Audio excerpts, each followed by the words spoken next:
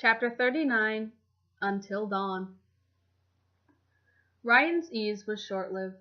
While catching up on what he'd missed out on with Jeremy came naturally, he was anxious about facing Jeff and Jack.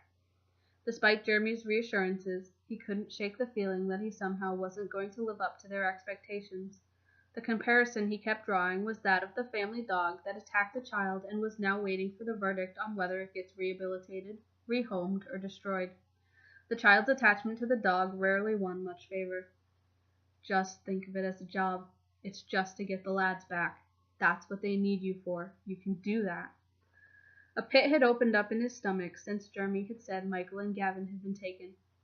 What they could be doing to them. What they might have already done. He didn't want to think about it, but his thoughts kept going back to the warehouse. That was the last thing he needed.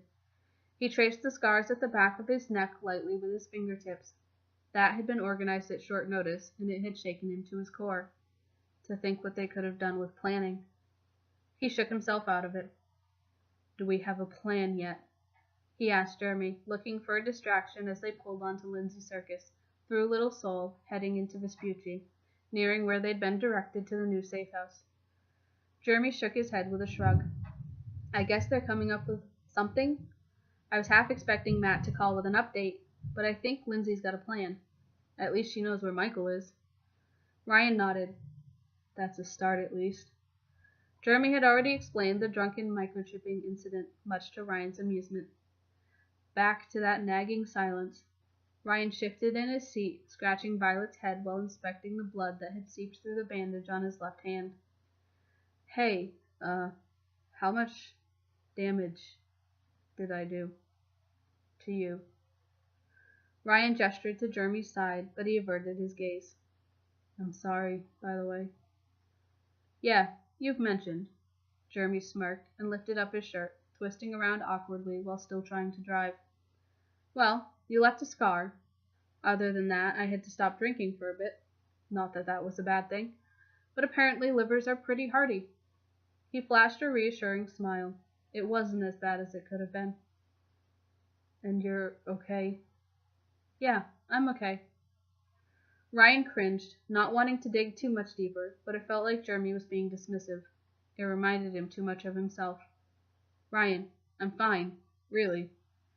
Jeremy reiterated, sounding genuine. It did make him feel marginally better. They pulled up to the address they had been given. Out in front, 3 luxury supercars were parked.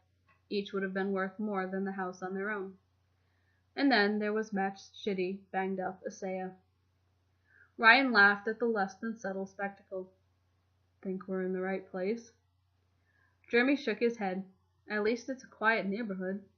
With any luck, no one will have noticed. Ryan still hesitated. Jeremy leaned over and gave Violet a gentle pat on the head. To Ryan's surprise, she seemed receptive to it. Lindsay's going to be happy to see her again, Jeremy remarked casually, opening his door first, but looking in such a way that he was waiting for Ryan to follow suit. After a moment longer to brace himself against the protestations in his own head, Ryan got out of the car and followed Jeremy to the house. The house in Vespucci was small, maybe 2 or 3 bedrooms, but nice, near to where Ryan's civilian residence had been, but on the more upmarket side. Surprisingly, the door was unlocked and Jeremy waved him in first. The interior, from the doorway at least, looked modern and clean, fully furnished in that popular Swedish minimal style. It was a far cry from where he'd come from. He could see himself living in a place like this. Maybe. From the entrance, Ryan could see some of the others crowded around a dining table with their backs to them. His heart was pounding again. He gave Violet a reassuring pat before putting her down, and she made a beeline for what might have been a linen closet that had been left ajar to hide. He vaguely wished he could get away with that too. Jeremy shut the door loudly behind them, and everyone looked up. Ryan swallowed, but his mouth was dry already. Hi. Ryan waved awkwardly. Lindsay immediately rushed over and hugged him. Jeff and Jack blinked a few times in disbelief before exchanging a glance with each other and Jeremy, who beamed back at them proudly. Son of a bitch, Jeff said with a nod and a half-smile. Good to have you back. Ryan nodded over Lindsay's shoulder, but said nothing, still struggling to assign appropriate responses to his emotions. It was easier to distance himself for now, not rush back into anything. Just a job, he reminded himself sternly. Lindsay finally let him go, glancing questioningly at his suspicious bruising. His long hair thankfully obscured the scarring from the brand that wasn't covered by his hoodie. Long story, he muttered. She nodded with a smile and a quiet, "Glad you're okay." "Me too," he confessed under his breath. "Matt said the address was in Rancho." "What the fuck were you doing in Rancho?" Jack asked bluntly. Ryan scratched the back of his head. I was, keeping out of trouble. Mostly." "No one goes to Rancho to keep out of trouble," Matt commented. "Listen, it was cheap, there was work." He was about to say, "I knew you wouldn't come looking for me there," but thought better of it. He cringed when he brought up the subject of work, as a few eyebrows raised when he mentioned it. "What could you possibly have been doing for work?" Jack asked. "We couldn't find hide nor hair of you anywhere." Ryan knew in these kinds of situations it was better to say nothing and let their imaginations make the assumptions. It was one of the better perks of his reputation. "Just things.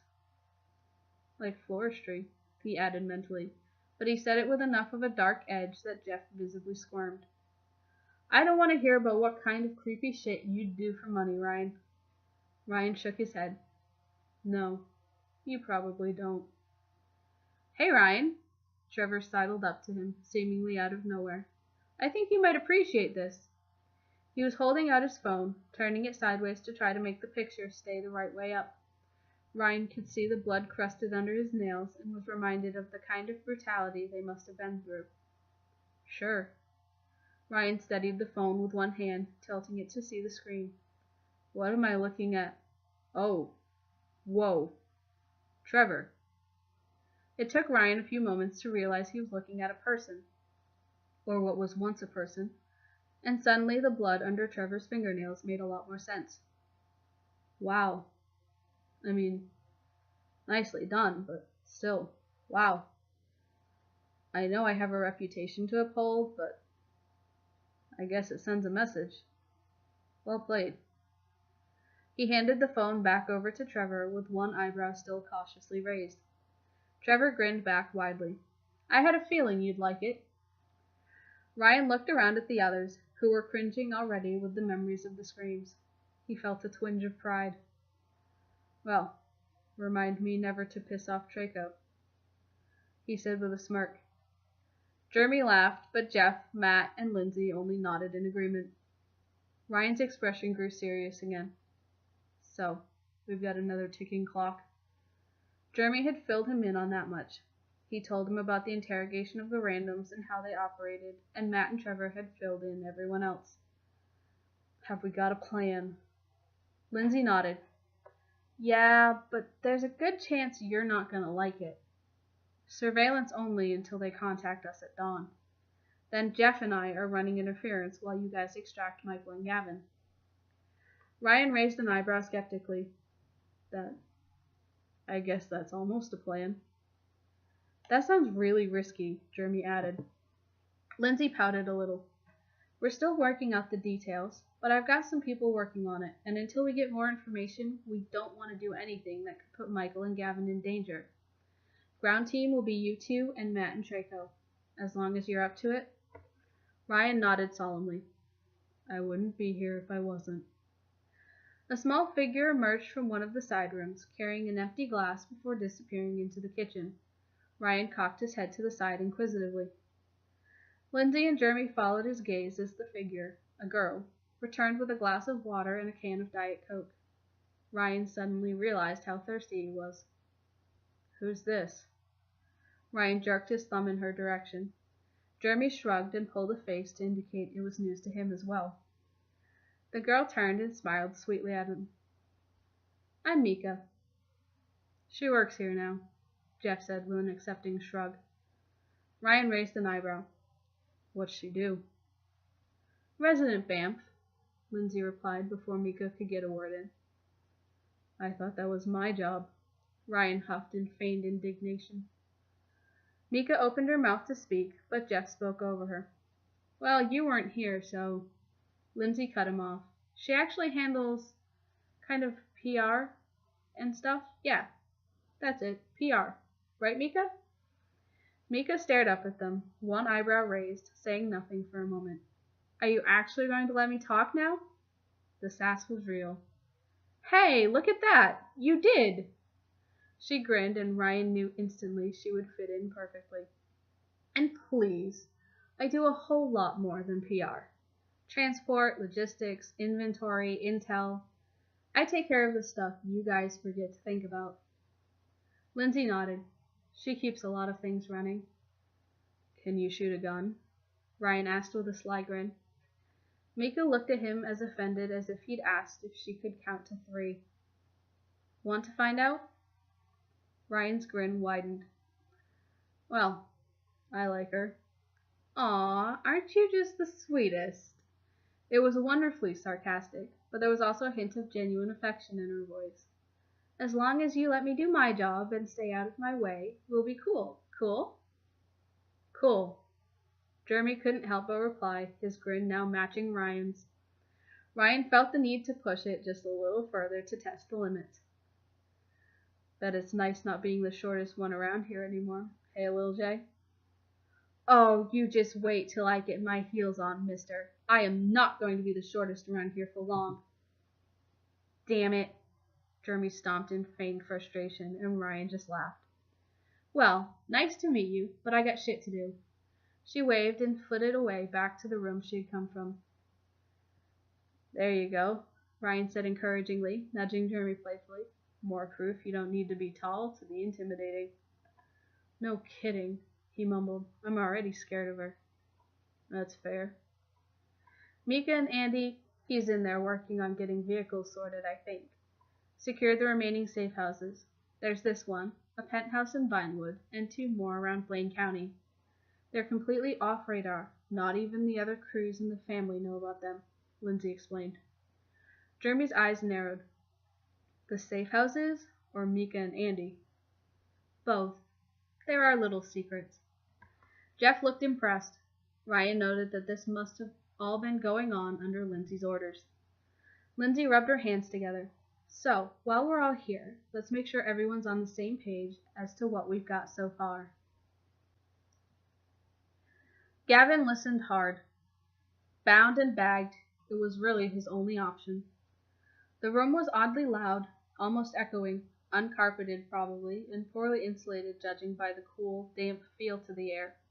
It almost felt like they were in a garage. He could hear his own breathing, the rustling of the fabric of the bag as it scratched against the stubble on his face and neck. Michael had run out of insults to hurl at their captors. Well, realistically, he'd probably just gotten bored of them not responding. For now he'd gone quiet, saving his voice for when he'd need it. Gavin held his breath. Quiet tapping was coming from not too far away to his right, as if someone were typing on their phone. He let his ears adjust and focus on the sound. Click, click, click, click. Pause. Buzz, buzz. Pause. Buzz, buzz. Maybe multiple messages? Group chat? He wasn't sure what he was expecting to figure out. He just knew he needed any clues he could get. He wondered if Michael was doing the same. An agitated huff came from the direction of the tapping, and a quiet scoff followed. That was interesting. What sounded like very soft footsteps made their way out of the room, but the tapping continued. At least 2, then. That was probably the extent of the information he was going to get from listening. He sighed and relaxed back into the chair. He wasn't scared, really. He supposed he should have been, but he was almost comfortable, kind of dozy even.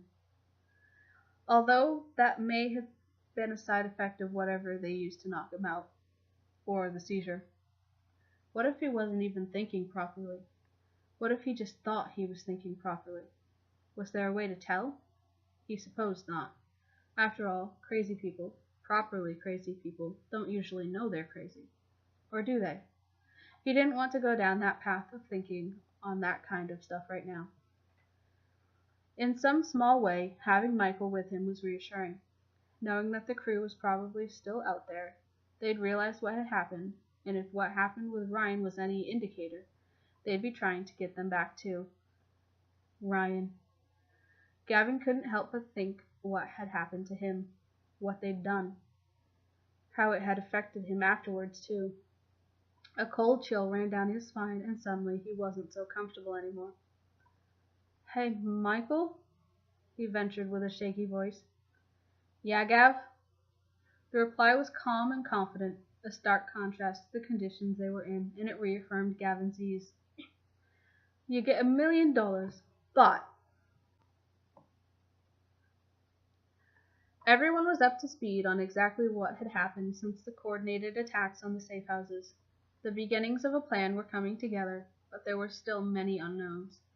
It was pulling everyone on edge. The lack of sleep wasn't helping either. Not from lack of trying, though. The adrenaline was running too high for anyone to be able to nap. Well, aside from Matt, who somehow managed. It had been a long night, and there were still a few hours until dawn. With the important discussions largely out of the way, Ryan stretched out and walked away from the group, perching on the edge of a sturdy-looking coffee table that squeaked under his weight.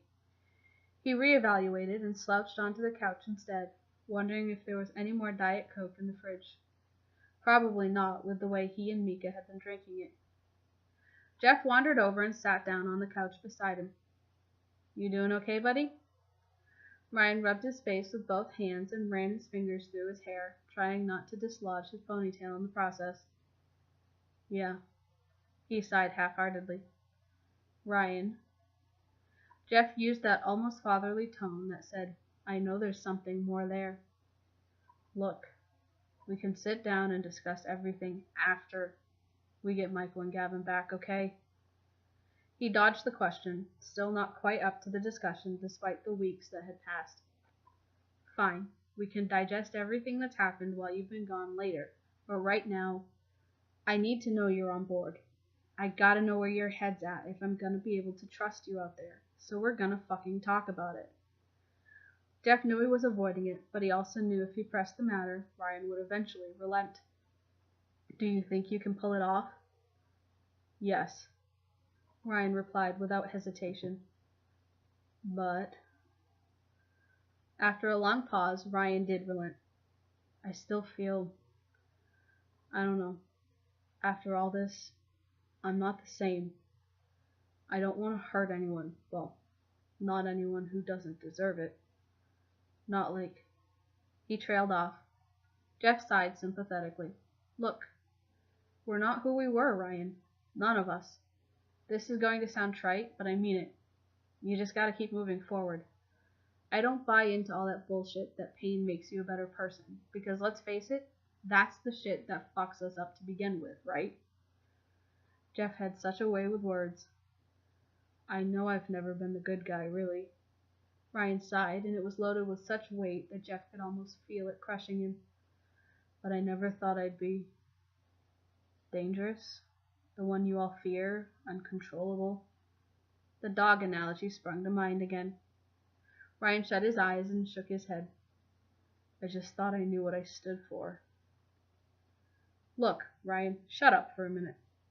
Jeff cut him off before he slipped further into his dark introspection.